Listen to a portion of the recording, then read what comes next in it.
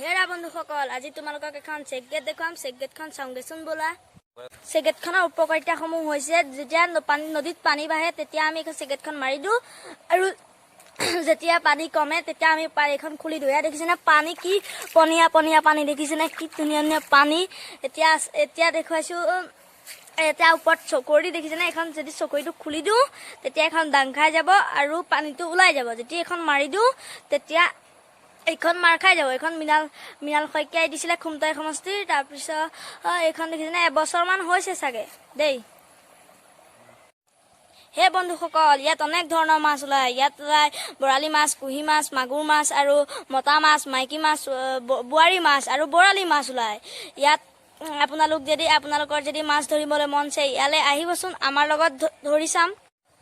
যদি ভিডিঅ'টো চাই ভাল পালে লাইক কৰিব, কমেণ্ট কৰিব, শ্বেয়াৰ কৰিব আৰু তলতে থকা টিলিঙাটো